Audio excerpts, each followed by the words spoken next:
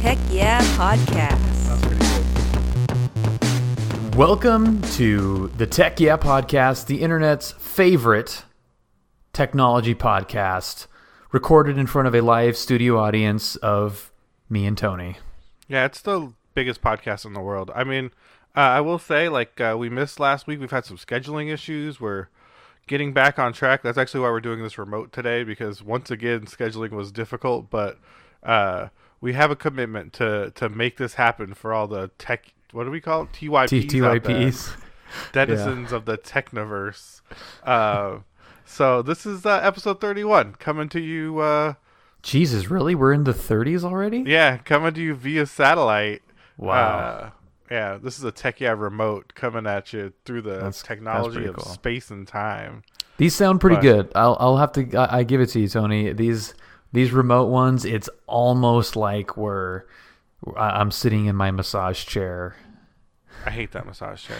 But yeah, I was concerned when I started doing these ones, that they weren't going to sound good or that I was going to have issues with them, but they do. I think they come out really good. So I am very happy with the way they turn out. Okay, so first and foremost, one thing happened. Oh, go ahead. Yeah, well, I was just gonna say, how's your week? How has your week and a half been? Yeah, it's been a week and a half. So the first thing I wanted to bring up before I get into my personal week is that there's a tragedy, over this last week, and Chewbacca passed away. Peter Mayhew. Yes. Yeah. You can't do the sound. You can't do a sad Chewbacca noise. It's too real. I can't even do it. Dude, I even have when I make the noise, I have to put my hands over my head like I'm holding whatever stick that they have. Yeah. I can't do it. I sound so dumb. It's pretty close. Don't listen to this. But he passed away at 74. It's very sad. It's a pretty good run for a guy that had some health issues and, it just physically, I mean, he was a big guy, and typically guys that are that size don't make it that long.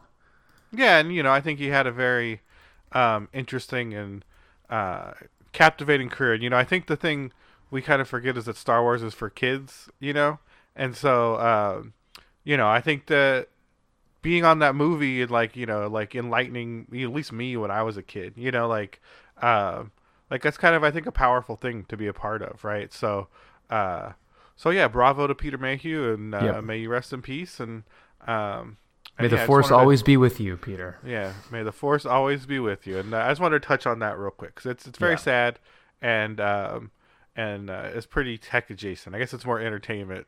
I guess Star Wars isn't really tech space, but it's close.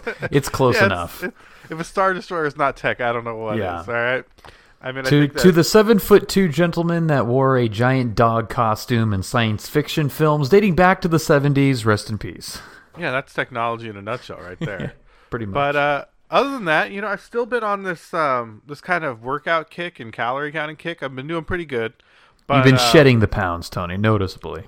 Well, thank you, sir. I appreciate it. I actually kind of had a little bit of a cheat day on Sunday. It's funny because my cheat day was not that exciting. I was like, I'm going to eat everything today. And I had a pretty reasonable lunch. And I think the most cheating I did was I had a tea, one of those boba tea drinks. But I didn't even get boba. I was like, that's too crazy. I can't do that, So your cheat day happened to be on Cinco de Mayo. On Cinco de Mayo, yeah, I didn't even drink.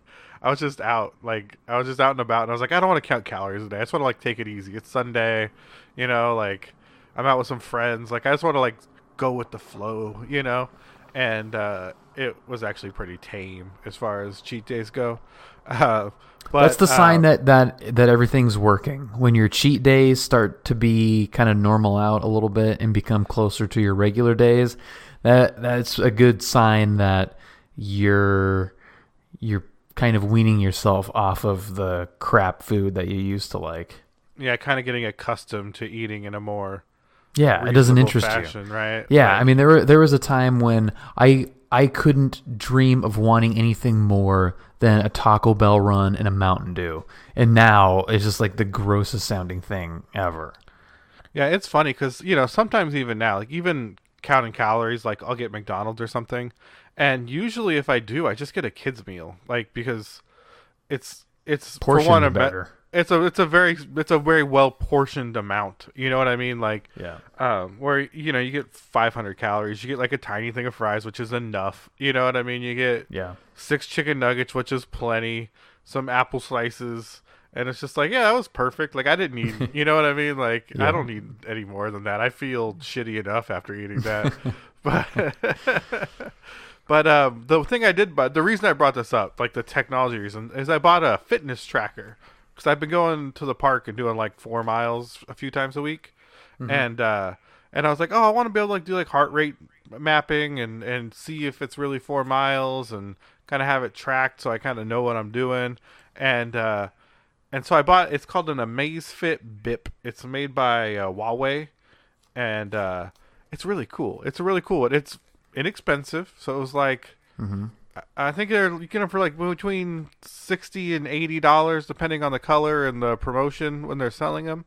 It's got a GPS. It's got heart rate, and the thing that really drew me to buying it is it's kind of like a Pebble. Like I used to have a Pebble watch, and they use kind of like a paper whitish display. Like it's not like a LCD like Apple Watch or something. And so if you turn off the heart rate monitor on this thing, you get 45 days of battery life. So that was always my beef with like Apple Watches and stuff, is like having to charge them every day or two. Because I know I would just stop using it really fast. So Yeah, you'd so I bought forget to this charge it once and then never forget to put it back on the charger for like a month. Yeah, for sure. Yeah, or like, yeah, you forget to charge it once, it's dead. You put it in your desk drawer, and you never see it again. You know, like that's what I would do. I know, or I'd leave Yeah. it in my car, and just never get it out of my car. Yeah. But so I bought this last Communist week. watch. Yeah, this communist spy watch.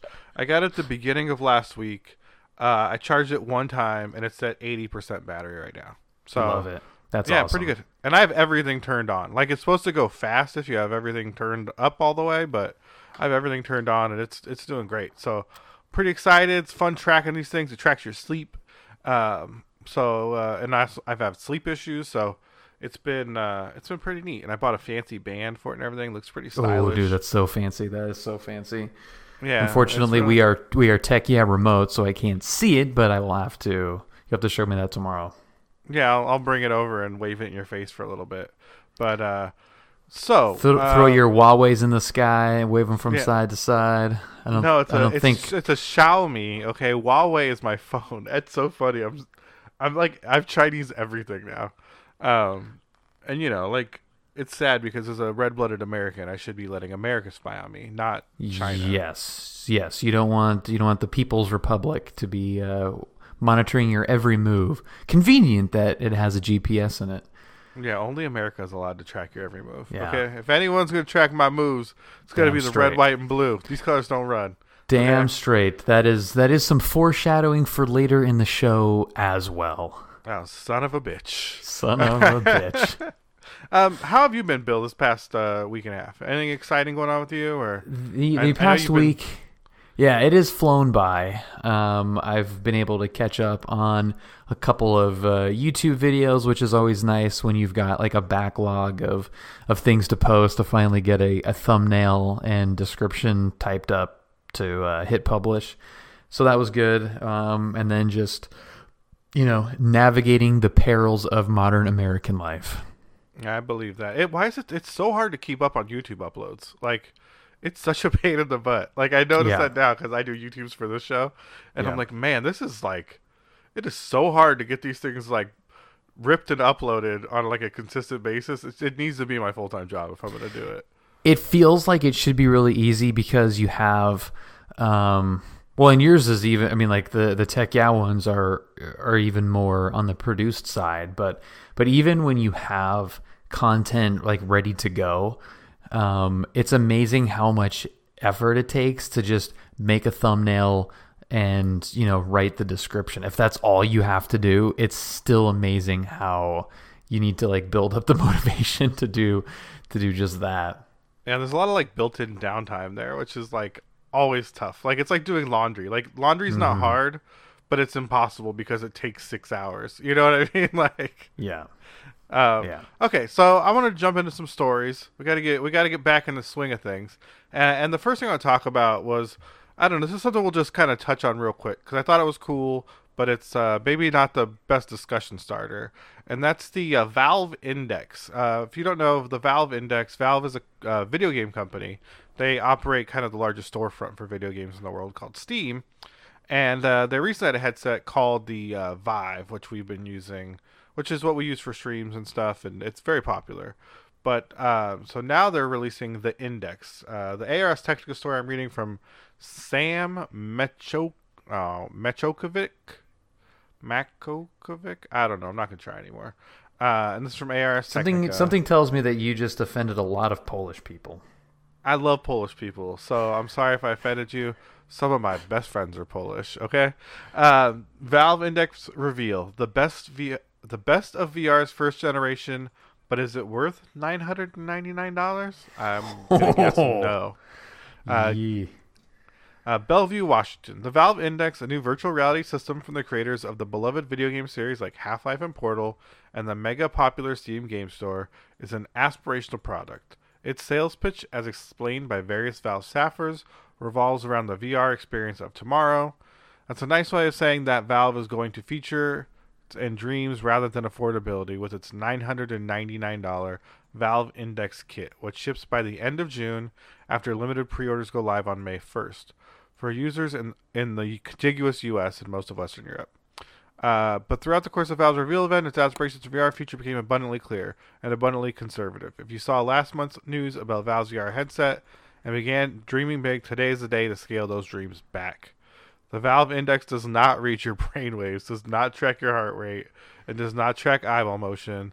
The Valve Index does not innovate with an inside-out tracking system. It does not include an array of secret cameras or sensors, and does not bounce sound waves via hidden or embedded speakers. Dang, this is a real downer story. The Valve Index does not employ a shrunken infinite pixel panel, or come with a revolutionary new take on rendering. I'm going to skip to where it tells what it does, because this is actually interesting. Yeah, this is a lot of stuff that it doesn't do. Yeah, I don't know why. Okay, so what's Valve's new thing? Okay. The answer, as far as Valve is concerned, is long-term comfort. In Valve's eyes, the goal doesn't yet include features that we haven't been dreaming of, such as reducing clutter of an average PC experience, dropping the price, optimizing performance with eye tracking, or liberating users with true cordless freedom. Valve wants to convince us that the Index is as good VR... God, this story is hard to read because it's so much backwards talk. Jeez. So I'm going to just paraphrase because this story is like... Sam Mechovic, get to the point, all right, buddy? Basically what they're doing is they're updating the displays, right? That's supposed to completely eliminate what they call the screen door effect of VR. I don't know if you've seen that, but when you use VR headsets, you're so close you can kind of see the pixels, and they call that screen door. It's going to have a higher refresh rate, a wider field of view, built-in audio, and it's going to use the same tracking, but it's a much more comfortable headset, right? Which is a big deal. That's a big update. Yeah, the biggest thing about it, and I think you'll agree, like in using the Vive before, you're really kind of squishing that thing on your face and just like strapping it on as tight as you can, where this is a little more lightweight and it looks a little more contoured in the mask, which I think is really nice. And comfort's kind of one of their biggest pushes for this thing. Also, as much as $999 is, the headset alone is $499, and that's actually $300 less than the Vive Pro. So, so you're getting a much better experience, and it's kind of in line with what you'd pay for a full kit with current VR solutions. So, I think I think the Vive Pro has a 2080 by 1600 resolution at 90 hertz, which is up from 80 hertz on the Rift, which you're not really going to notice that. And this gets into the what's the refresh rate of the human eye, and it's not really like a fair way to ask that question. But the Index has a refresh rate of 120 hertz that can be bumped up to 144 hertz. Yeah, it can overclock to 144. Which is crazy. Like that resolution that small running at even just 120 hertz is pretty crazy, and is that alone will do a lot to eliminate a lot of the motion sickness associated with VR, which is as much of a comfort issue as the actual headset itself. I think it's probably the biggest comfort issue I've had with VR is the. So you've experienced that. Oh yeah, that sweaty, nauseous feeling you get. Like even if you don't get like truly motion sick, you're gonna get that precursor feeling. And I know everyone knows this feeling, like when you're sitting in the car and it's not hot, but you kind of start to sweat, and then you taste that salty like water in your mouth. You know what I mean? Yeah, dude, I got it bad. The first like real weekend I had with Oculus Rift. Like I got it really, really bad. I was playing X-Plane, of course, and like a couple other like smaller kind of ground-based games. Like what was the Tomb Raider game, X-Plane, there was some other like baked-in Rift game, I think. And then Google Earth. I don't know if you've played around with the Google Earth VR experience. Yeah, see, we kind of fly around the world and look at everything and go down the streets and stuff. It's really, really, really cool. Really cool. But what got me the most sick was the like floating sensation. So I was in the cockpit in X-Plane, and I'm in an airplane. I can look out the window. I can look down. It looks like I'm flying in an airplane, which is an absolutely insane experience to feel that sitting in your living room. It's unbelievable. Those are the best experiences in my mind. Yeah, it's so good. Except when you go into the outside the plane view, where your brain goes from, hey, we're sitting in this, comfy airplane and everything's great, and then now you look down and you're 3,000 feet above the ground, and your brain thinks you should be falling, your body is not falling, and like that disconnect is what gets you sick. Yeah, I had that same thing with Google Earth. Same exact thing. The first time I got really sick, like I had a PlayStation VR for the longest time. Well, I sold it actually. I used it for like a month and then sold it. But the thing that got me, I was playing Drive Club in VR, which is like a racing game, and I was fine. You're fine when you're like clipping along, right? But like the moment you would hit a wall and like the car would make an abrupt move that your body, like your brain, like the car would move and your brain would be like, okay, your body should move. And like your body doesn't move to correspond to that. Like immediately it's just like, this isn't right. Alarms go off. Like, you know what I mean? Like your body just rejects it. And I don't know if that's anything that you can engineer out of that headset. I mean, it's just your brain going like, we're in a car. And that's where, like when you're moving, everything's in equilibrium for the most part. But you're right. It's that sudden movement, or that, like the bottom drops out on it and you think you should be falling, but you're not, or you think you should be hitting something and you're not. I think games need to be designed to accommodate for that feeling. I think that's, to me, the issue is that they try and take these kind of ideas that we've used for designing games and kind of just transplant these headsets onto them.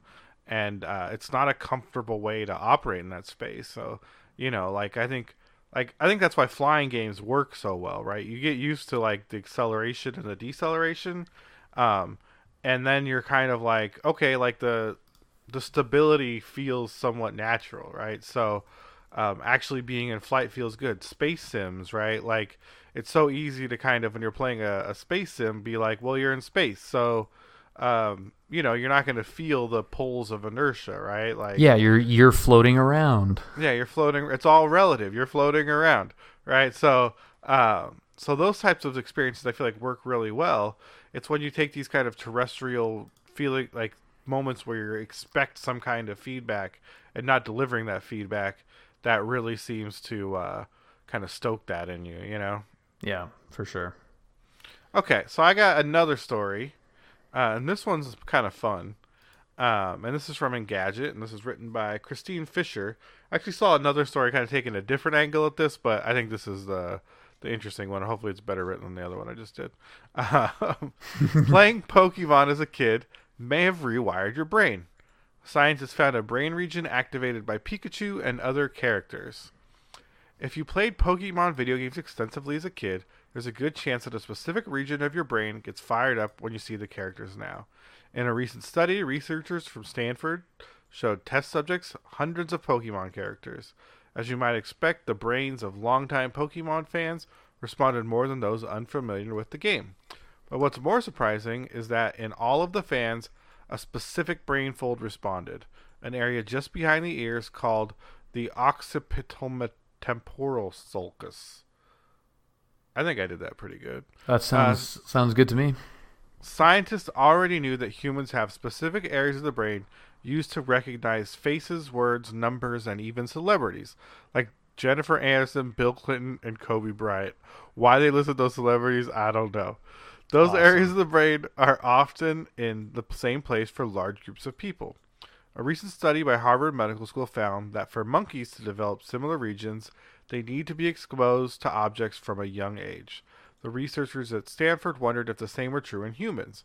Pokemon fans proved to be the perfect subject, as most began playing when they were quite young, and because the characters are so unique. The finding supports theories that early childhood exposure is necessary for developing dedicated brain regions, and that from an early age our brains change in response to experimental learning. Because the fold activated by characters like Pikachu, Wobbuffet, and Bulbasaur is the same fold that responds to images of animals. The researchers also believe that there's some kind of underlying constraints hardwired into the brain that determine how those changes happen. I'll read this last. Now, as you're watching the long-awaited Detective Pikachu movie coming out later this week, you might wonder if you have a dedicated brain fold actively identifying the characters. You might also wonder how games you obsessed with as a kid have found their way into the structure of your brain. That is a better story. Yeah, hilarious. So it's crazy. It is hilarious, but it's interesting to think that, seeing these images as a kid, and I think animals is the perfect comparison, right? Like, seeing these things as a child develops kind of these long-term brain responses, right, that kind of stick with you forever and give you a very specific type of memory.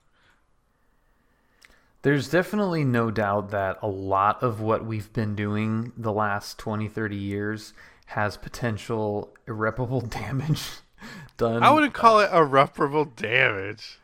Well, and I'm not saying that this story is an example of irreparable damage, but it's an example of unintended consequences of something that we just kind of casually do. Like, I mean, 20 years ago, you would have never thought, like, hey, I am doing something developmentally different to my brain that's never happened in the history of this species by looking at these, goofy Japanese cartoon characters. Yeah, just in general, I think the exposure to neurological stimulus as a child, right, creates consequences that we don't know about because there's never been these levels of stimulation in mankind from childhood, right? You'd assume that these were developed to make you recognize people from your village or what animals are dangerous or good to hunt, or you know what I mean, like to create these kind of very specific, very accurate links to kind of safety and danger in earlier people, but it's also kind of tells you like if that's Bill Clinton or Pikachu you just saw walking down the street. Oh my god, dude! Have you seen that video of the monkey scrolling through Instagram? No, it kind of reminds me of this story where, dude, I have to send you this video. If you guys haven't looked it up, just type, I don't know, go to your favorite search engine, preferably Bing or Ask Jeeves, and just type in monkey on Instagram or something. And this freaking monkey, excuse me, this freaking monkey has an iPhone in its hand and is scrolling through pictures on Instagram, like the Discover tab on Instagram. So it's just like the collage of a bunch of pictures, and it happens to be all other monkeys. So it's this chimp, and it's, you know, like whoever looked up the hashtag chimps or something. So it's kind of curated for this little guy. And it's so human. It's just like how we interact with phones. And he'll click on a picture, he'll look at it, he'll go back, and then he'll keep scrolling. He'll stop on a picture that he likes, click on that one, look at it, and then a video will play. And then when the video's done, he'll go back. It's the weirdest thing. It's creepy. It's cool looking because like monkeys doing people things is always hilarious. But it's also kind of crazy that, you know, it's showing our monkey brain, like our, you know, figurative monkey brain in action. Is it a chimp or a monkey? It's a chimp. Yeah, it's a chimpanzee, and it's got like a little smirk on its face as it's scrolling through Instagram. It's freaking hilarious. Chimps are so scary. Dude, it's so scary looking. I just heard the story on, I think it was on Joe Rogan or some podcast. They're talking about how chimps like get jealous. Like, I guess some guy in LA had a chimp, and like, or he had a lot of chimps or something, and he bought one a birthday cake or something, and like the other chimps saw it and they like attacked the dude because oh my God. Because they wanted the birthday cake, right? Like the moment they saw one chimp get something they didn't, they all just lost their minds and like tried to murder the guy. And it's just like, man, chimps are so scary. They're scary animals. Yeah, and like what 98% genetic matches to us.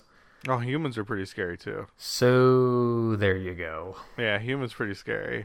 But yeah, so you know, what were you watching as a kid, Bill? Like, what did you have in your occipital sulcus? Probably a lot of X-Men. Oh yeah, temporal is the end, right? It's I know I keep saying it wrong, but it's temporal sulcus. The part at the beginning I can't say. I probably have a lot of X-Men too. Were you in like the X-Men comics or like the cartoons or the cards and the cartoon? Oh, this guy, the cards, the one with like Jubilee and Gambit, right? Yeah. The 90s Fox cartoon was it. Rogue in that cartoon, bro. Yeah. She was a fox with her like southern accent. She was a Southern fox. Belle, dude. Yeah, she was Rogue. a fox, bro.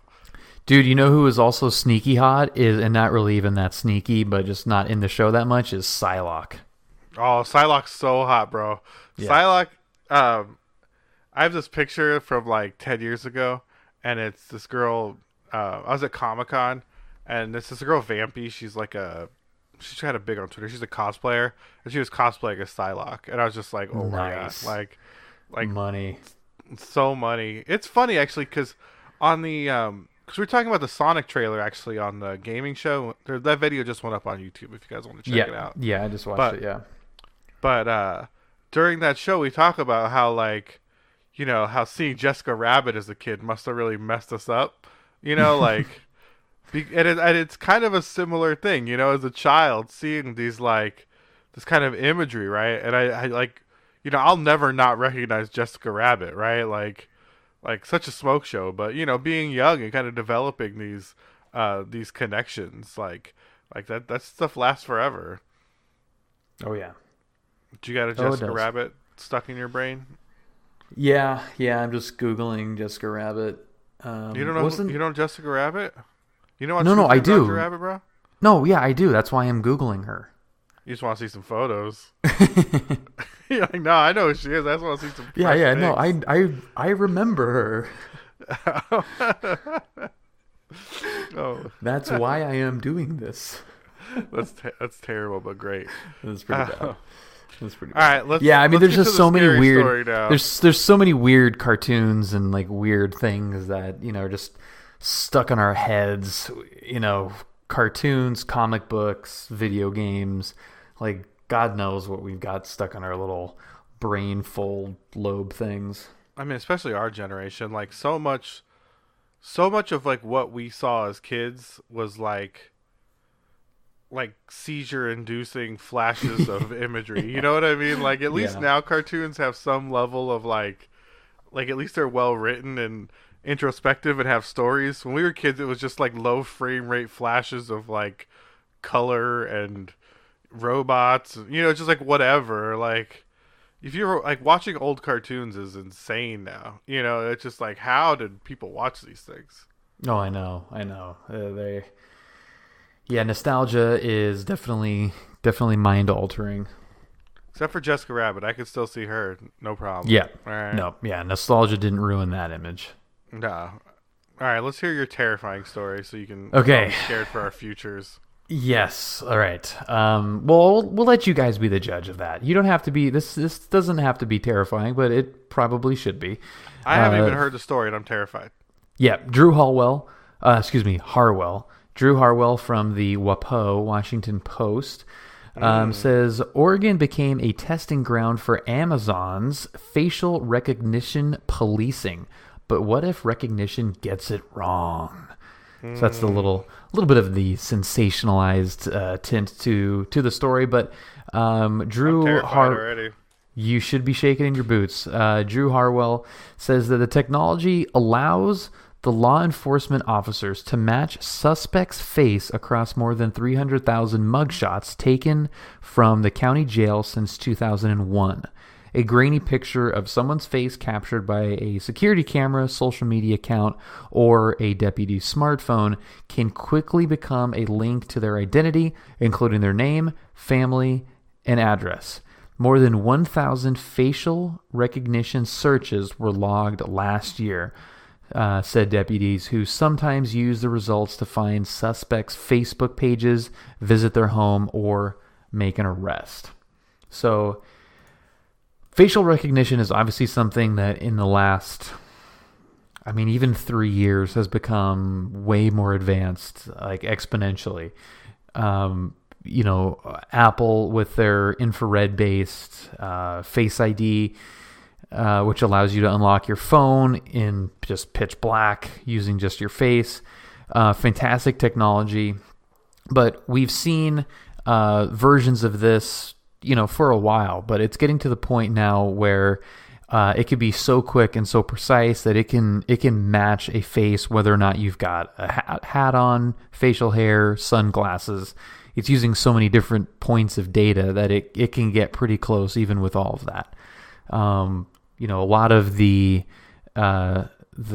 issues come with the quality of the original photo. So if it's a security camera from a convenience store that happens to be at a weird angle or really grainy, or it's at night so the ISO's blown out or whatever, it becomes a little bit tougher. But like all technology, just like the VR stuff, as things progress and resolutions get better and everything's becomes more complex. So there's a number of different branches that we can take this. So I'll leave it up to you, Tony. Do you want to go the Big Brother government's always watching you angle, or do you want to go the a little bit more happy sci-fi movie art, life following art or imitating art?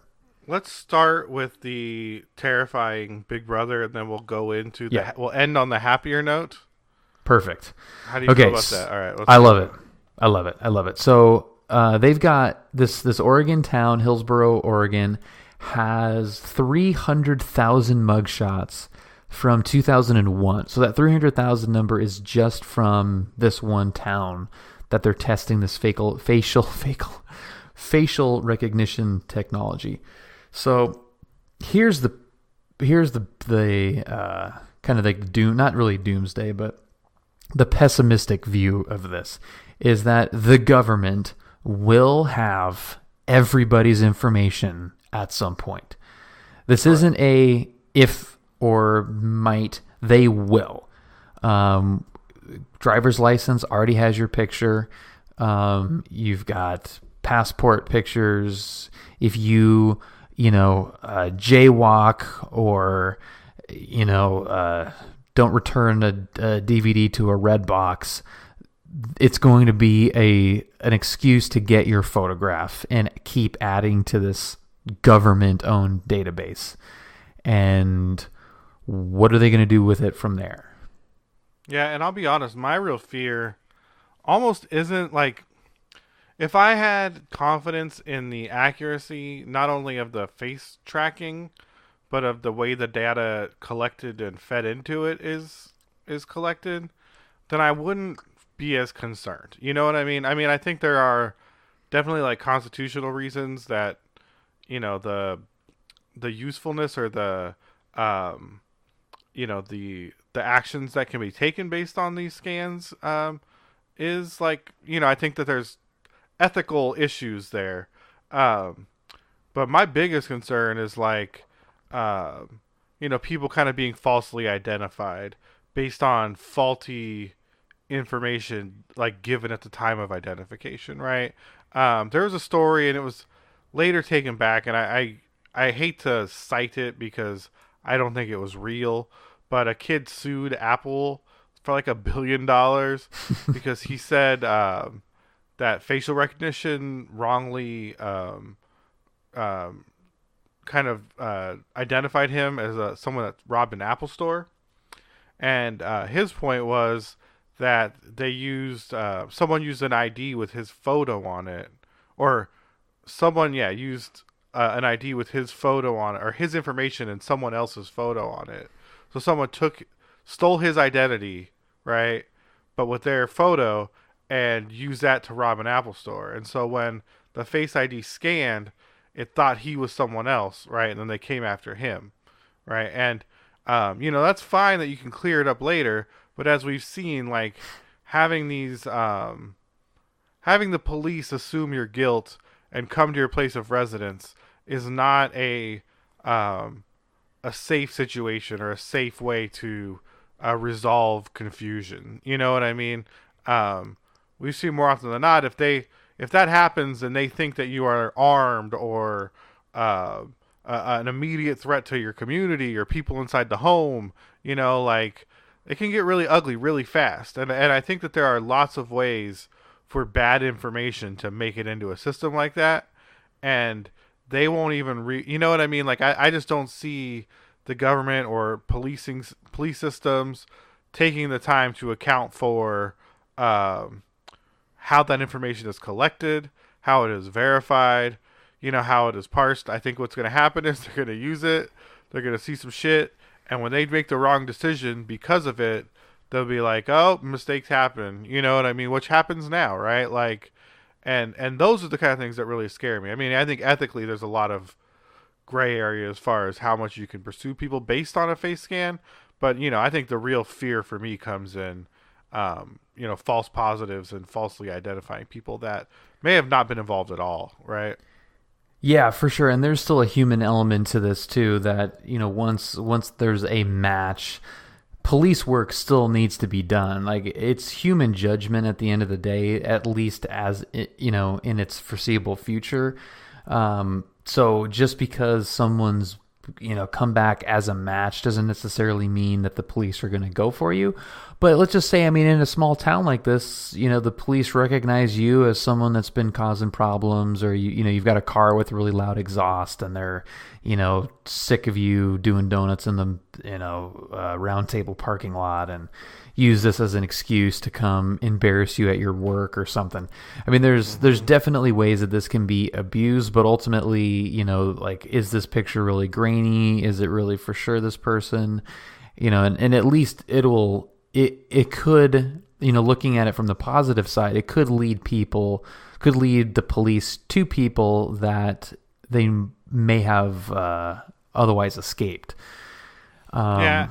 Or just not known who they were, Yeah, I think it really like you say, like the kind of annoying person, the guy that's kind of on their radar, right? Like, I do think that there's a certain amount of freedom to do illegal things if you're not caught, like, and I'm not saying that as like, if you could be a career criminal and get away with it, but I think all of us in our daily lives speed or jaywalk, or you know what I mean, like break the law in minor ways. And if municipalities can 24/7 police certain individuals because they have decided those aren't, the individuals they want in their community, or like there's a really scary precedent where it's, like certain, They're not wrong. Yeah, but they yes. can. Yeah, They can Yeah. they can get anybody at that level, right? Like if they decide they don't want you around, then every time you jaywalk, or every time you park 13 inches from a curb, or don't completely stop, right? Like they know you did it, and they can pile things onto you in a way that is going to drive you away, or get you locked up, or bury you in debt, and that's super scary. Oh, big time. Yeah. I mean, it's just a constant running joke in certain circles that there are so many federal laws that no one even knows how to count them. Just like unbelievable stuff. And this is looking at it from a really, really pessimistic viewpoint, but you're totally right, where you have these small infractions that most of us do every single day, that all it takes is one, militant police chief, or somebody that you don't like, or, whatever, to crack down and identify you doing something. And we see it in China already. Your buddies at the People's Republic over there, when they're not making Tony's fitness trackers, they're keeping an eye on, and your phone, and most of my clothes, probably most of your clothes, most of the stuff that all of us use every day. They have, which we've talked about before, this social currency that they keep tabs on you basically with video surveillance. They know. It's so scary. I mean, they know what you're doing at all times, and you get a social ranking at the end of the whatever period, the month, or however they tabulate it. I don't know, but I mean that it determines what your interest rate is on loans, and what kind of deals you get on car rentals or plane trips, or what your phone bill looks like. All for the checking out a library book, which no one does anymore, but stuff like that, where it's small things that incrementally add up to your social standing score. So you return the book, you only cross the street at crosswalks when the light tells you to walk. You don't speed. You buy certain produce. You don't eat at fast food restaurants. All this stuff. I mean, they keep track of all of that and give you a score at the end of the day. And that's only done with this facial recognition software. So it's already being done right now in modern countries. And it's only a matter of time before we start heading down that way. I definitely think we're approaching a world of 100% accountability, right? Where everyone will know everything, right? Which is, I don't know if it's either good or bad, right? Because I think you have to be willing to accept a lot of darkness, I think, to, and I know that sounds very doom and gloom, right? But there's a lot of things that go on inside people's heads and their private lives, and just how they carry themselves when they don't think anyone's watching, that we're gonna eventually need to learn to accept in people if we're going to continue as this technological society. Because at some point everyone's gonna know what kind of porn you watch. Everyone's gonna know what you do when you're alone, and how often you masturbate, or whatever. I'm not trying to make a joke about it. I think that noticing a pattern. I'm just saying. I think sexual deviance is kind of one of those things that everyone has, but is also very privately guarded. I don't mean deviance is you're crazy. I mean no, I know you mean. No one wants people to know they Google I don't know, whatever your thing is, right? and or Google, like who Googles it? You Bing that shit, but Yeah, you totally bing that. yeah, but no one wants to share that, right? But I think we're coming to a point in our lives where you're going to be able to look at somebody and be like, I know your search history. I know how much is in your bank account. I know what crimes you've committed, right? And I can make a judgment on your character based on those things. And, you know, when you see stuff like this fake face recognition software, it just makes you feel like we're closer and closer to that, right? Because I think that level of accountability is also almost something we're demanding, and you see it in these online spaces, right? Like you look at like Facebook and Twitter, and you know their desires to ban people, right? Like recently they banned a bunch of people, yeah. right? Alex Jones, Yeah. all the Infowars people, right? For better or worse. I mean, can't say I'm necessarily a fan of that, but you know those are the main spaces for public discourse, right? Like you can say like, oh, it's private companies and stuff, but all of these are private companies, right? And the people tracking your face right now are a private company. The people that send you tickets when you drive through a red light are private companies, right? Everything's contracted by the government through private companies, and to say that somehow private companies are allowed to violate your freedoms does not really hold water, right? And I think it's going to just continue and continue until you know you become accountable for everything, right? Like you're gonna know who's a pedophile, right? Like just Everything. everything, right? And you're not gonna, and not because they've harmed kids, right?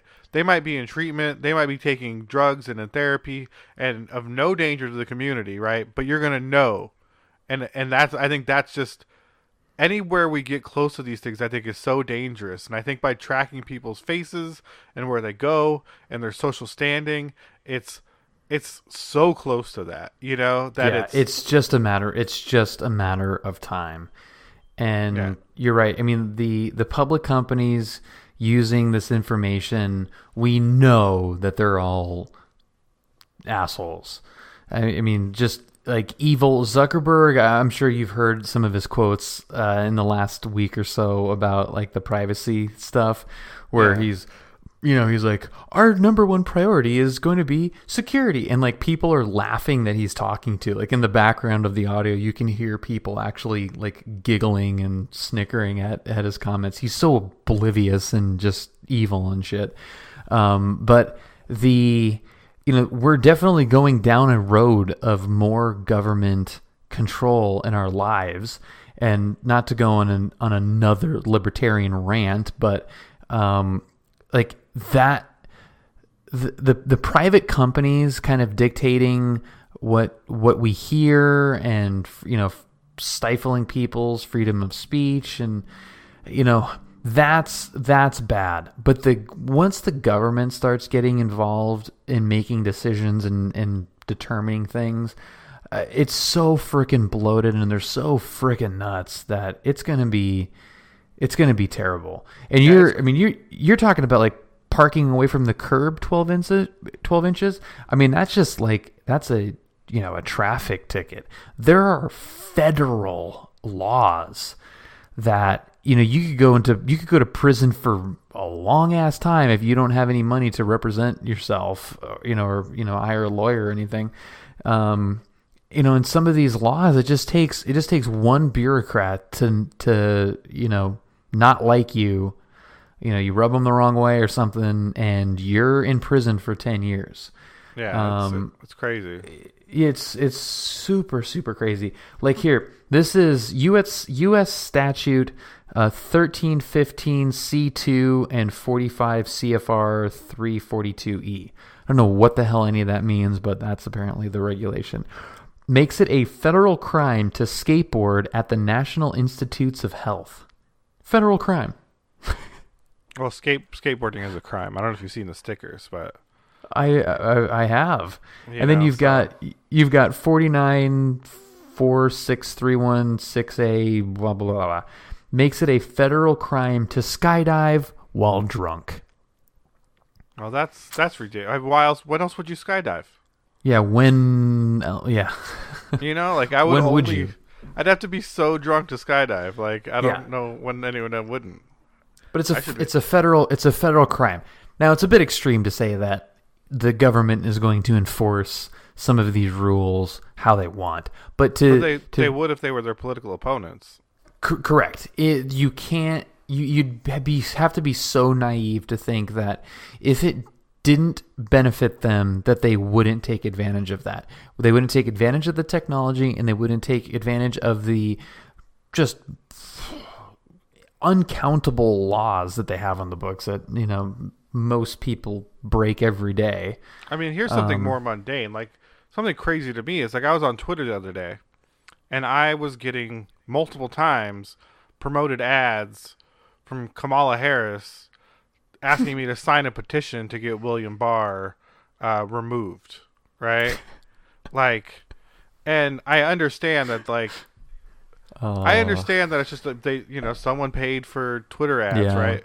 But at the same time, like, you know, it's like I'm saying, like, yeah, the freedom of speech is a mandatory here, but then why are agents of our government, you know, pushing their agenda through this platform? It's so stupid. And that's right. Like, that's right. Because Eric Holder and Loretta Lynch were completely devoid of all politics. I don't want to get into. I don't want to get into the right or wrong of William Barr. I don't think he's a good guy either, to be honest with you. I don't think that's. I think that's neither here nor there. But my issue is that, you know, then why, if that's the case, if this is not the place for it, then why am I being forced to read, like, you know, having these things forced to my feed? I don't follow her. Like, I don't choose to hear her messaging, right? She paid money to this company to target you, to target me with a very specific message. And at the same time, this company is like, you know, we don't have to have freedoms. Like, we're a private company. Like, we're not involved with the government. Well, that doesn't really seem to be the case, right? And, you know, I think that kind of ties back to this, where, like, if you can target people, if you can see, you know, if you can choose who gets your message and target based on, especially if you could target more specifically where you know where people are, you know when they're there, you can force messages on them to push your agendas, regardless of what agenda it is. Like, you know, what if every time someone's at the DMV, you convince them that illegal immigration sucks and they're, you know, surrounded by lines full of, you know, ethnic minorities. You know what I mean? Like if there's one time where you're mad that this country's full of fucking, you know, people, is when it's a 3-hour line at the DMV, right? Like, oh my God, yeah. It's just too easy to exploit times when people are weak if you can see when they're at their worst. And you know what I mean? There's just so many ways to use that kind of technology that is just insidious and wrong, in my opinion. Yeah, so what was that ad buy that you were targeted? Was she looking for like millennial Jewish guys in Southern California? I'm not Jewish, you son of a bitch. I fucking hate you. And I'm hardly a millennial. Like, I'm pretty old, all right? You're on the upper end of it, but I think you technically are a millennial. I think it's 80. No, is it 80 or is it 70? I think it is the late 80. 70s. I'm 82. Yeah, I think it's 80. I think I took a screenshot of this ad. Hold on, let me see if I have it. And just so people know, Tony's last name is Stein, which can be mispronounced as Steen. It kind of looks like it's like he's Tony Steen, which I find so funny that your reaction to being called Jewish. It's so funny. I mean, there's nothing wrong with me. I'd actually enjoy if I was Jewish. I think that'd be really fun. Seder sounds like a good time. Sounds like they have like a fun kind of eat your way through the story party, which it really sounds like my kind of holiday. Like, I love food and I love stories. So if I could do like a food story party, like, that sounds way better than Christian holidays. But sadly, I'm not Jewish. Yeah, I did take a picture of this. It's so Kamala Harris. I'll be frank, in this week's hearing, Attorney General Barr refused to answer most of my questions, and when he did, his answers were alarming. It's time for him to resign. Add your name if you agree. And then there's a link, a hyperlink. It's time for Bill Barr to go. Add your name if you agree. Promoted political. Oh my God. Yeah, and it's like, if I got that shit from Donald Trump saying it's time to build the wall, I would be equally not cool with the way that Twitter is taking money to advertise specific agendas, right? Like, it just seems so shady in lieu of them being like, we're non-political, we're a private company, we can ban who we want. And I guess you could take money from who you want too and influence politics how you want. And, like, it's crazy. My God. All right, let's go to the good side of this. All right, Miss Kamala Before we wrap this thing up. Little Miss Prosecutor. That's now. Anyway. Enough. Pressing buttons, Tone Zone. What were we talking about? Oh yeah, the other side of this. The other side of the coin. Talking about facial recognition, okay? We want to talk about the good side. Yeah, so the lighthearted side of this is we are finally starting to see the birth of all of the science fiction movies that we grew up with. I don't know, cars aren't flying yet, bro. But we're getting close. Like we're getting some real driverless flying cars, facial recognition, giant billboards talking specifically to you. It's getting close. Robots. We've got AI voice assistants. Like Hal. Things are starting to. Hal wasn't good. No, Hal was not good. I am sorry, Dave. We're finally getting Hal 9000. Everything's gonna be great. Yeah, everyone's gonna be really excited. So I was doing a little bit of research, and I just wanted to see. It exists, but I wanted to look up like a list of science fiction technologies that were predicted, and there's actually an article. This is exciting. I like this. Yeah, there's an article on IGN called "Sci-Fi Movies That Predicted 2019 and Got It Wrong." Oh, nice. So these are specific to 2019.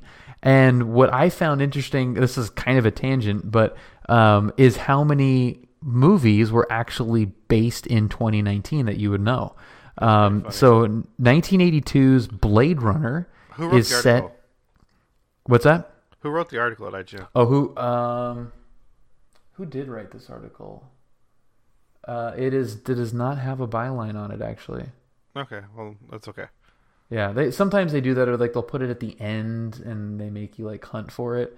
Yeah, or like a group put it together like it wasn't. Yeah, and I don't. Yeah, this is not. There's no byline on this. But anyway, 1982 Blade Runner was set in 2019 Los Angeles. Really? And that one was like, it was like way out there. I mean, flying cop cars and huge sprawling, Coruscant type city. Coruscant, right? Did I say that? Yeah, it's Coruscant, but it's okay. Coruscant, okay. Warriors of the Wasteland, 1984. The locals call it Coruscant. So you Coruscant. Right. Okay, yeah. All right. So in 1984, the Warriors of the Wasteland was set in 2019. I don't know what that is. It's a weird. It's weird. I wouldn't expect you to know that. The Running Man, Arnold Schwarzenegger, 1987 was set in 2019. That's a classic. That is a classic. This is definitely like the Back to the Future thing. It's the same. They go back to 2015 and everything. Self-lacing sneakers and hoverboards and all that stuff. I could see the Running Man happening right now. Well, that's kind of the thing, is that some of this stuff you're like, all right, well, not everything, but I can kind of see some of this stuff. Or it's not happening. Like perfect, but like it could happen. You know what I mean? Yeah. Like it's a possible thing. No, oh yeah, for sure. I mean, if you've got like a Ninja, Great American Warrior, whatever Ninja Warrior show, if you add in like a Depression era financial devastation with that, like you could see some, some really crazy reality TV. Yeah, what's the UFC going to become if their finances drop? Conor Seriously. McGregor's gone, Ronda Rousey's gone. They're not making as much money. It's like, Break all right, some necks. you guys gotta murder each other. Yeah, fight to the death. Akira, 1988's Akira was set in love 2019. Yeah, Have you World seen War Akira? III. No, but I think I should see that. Yeah, I think it's still good. I think it'll look a little dated because animation's so good now, but it's pretty incredible. Yeah, I've heard good things about it. Heat Seeker, I don't know what that is, but that's 1995. That was set in 2019, apparently. The Daybreakers, that's only 10 years old, so that's not really great. Geostorm, that really crappy movie from a couple years ago, was set for 2019. That's pretty funny. Yeah, and this one is a movie that I really like, and it is Michael Bay's 2005 The Island, featuring Ewan McGregor and our girl ScarJo as the clone organ donor hosts. Oh yeah, I'm trying to remember. Like I know I've seen it, but I really don't remember that movie very Yeah, it was when they were in that that subterranean, I don't know what you want to call it. It just like almost like a retreat. Where they would stay in shape and they would drink or like eat really healthy foods, and basically just like a bunch of attractive fit people in this dungeon working towards what did they call their goal? It was like, do you remember the Truman Show where he was always about going to Fiji, and that was kind of just like the little carrot? There was something like that where it was like you'd go to, maybe it was the island. Yeah, I think it was the island. you go to the island, yeah. Yeah, and like when someone would be selected to go to the island, they were really being selected to be killed and harvested for their genes by the person that they were cloned for. And then, spoiler alert, Scarlett Johansson and Ewan McGregor escape and then find their hosts, and, it's like weird, trippy thing. I wish I had a healthy clone. I wish that would be so great. Were their hosts fat? I think that would have been the best way for the show to go. Well, I think we only see Ewan McGregor's, and he just looked like he did. Yeah, no, like the host should be like a slob. Like that would be the best way for it to go, right? Like WALL-E, WALL-E people where they're just pigs. If you had another you that was like doing the maintenance, and it's like, well, so what if I have a heart attack? Like I got a fresh one. You know what I mean? Like, yeah, I think it would inspire a lot less healthy living. Yeah.